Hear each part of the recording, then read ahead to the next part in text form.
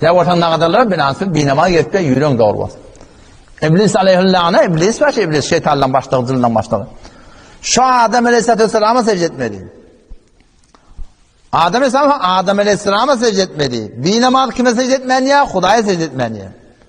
Adem Aleyhisselam'a secde etmeli olanına ona azanla edilmedi, tekbir de edilmedi, Türkmenlerin kâmatta şöyle yokmuştu. Yani bir de azanla ediliyor, tekbir de ediliyor, Türkmenin kâmatı da var.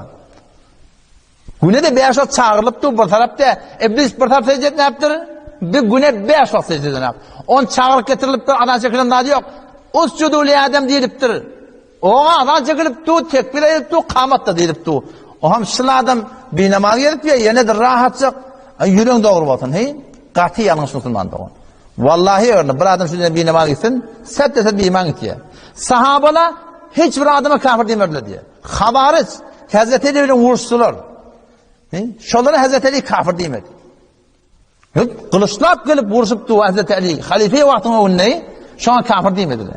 Her kim her günah ederdi diye sahabalar adam öldürürdü diye, zina ederdi diye, haydi bir oğurluk ederdi diye, haydi bir hıyanet ederdi diye. Ama sonra sahabalar kafir demektir. Ama bir adam bir namaz, hada kafir şey. Tamam, namaz okuymanı, yüreğin arasında olsun demeklik, Müslüman doğun, delemen pak etsin, delitu paknis, delitu paras hak etsin, yürek duruşu bilen hafa doğulur ki Hudaya secde edebilir. Otur şu tayda Müslüman doğmaz, sünnet mi gerek? Hadi bizim hem becamı günahkar, hem becamı da günah bolayan da. Peygamberimiz inşa ankad ediptir, bilmeyen ediptir. Kağıt böyle bilmeyen etken. Kağıt böyle bilip doğun. Şu günaha mubtala olup doğan da etmelerini bilip doğun. O şey edip duran işin doğrularını bilip doğun. Yine de mubtala olayan namit olma Huday Teala'dan. Peygamberimiz aydıptır. Ma min abdin yudnibu zemben feyuhsinet tahur. Hiçbir benne yok ki günah kasırıya mubtala olsun. Bilip ediptir ya bilmeyen etmeyiptir. Bilmeyen ediptir. Günahkar oluptur. Haydi bir günah olsun. Şimdi geliptir celetede. Haydi bir oturuşukta. Haydi bir kitabın üstünden. Haydi bir düşün berleyen yerden oturuptur, düşünüptür. Ma min abdin yudnibu zemben feyuhsinet tahur. Hiçbir benne yok ki bir günah kasırıya mubtala olsun. Yedim kavadip dehret kılsın. Ondan sonra thumma yakum feyusalli. Turup da 2 rekat nefil namaz okuyor. Rekatayn thumma yestagfirillah. Allah ya Allah mahfetmeni. Ben bilmeyen ettim. Ya Allah mahfetmeni bilip ettim ya Allah. Ya Allah bilmelerini bilip ettim ya Allah. Ya Allah ben evvel barha tövbe ettim ya Allah. Yeni ettim ya Allah. Bağışla ya Allah. Mahfet ya Allah. Evvela edecek ya Allah. Allah Teala mehribandır.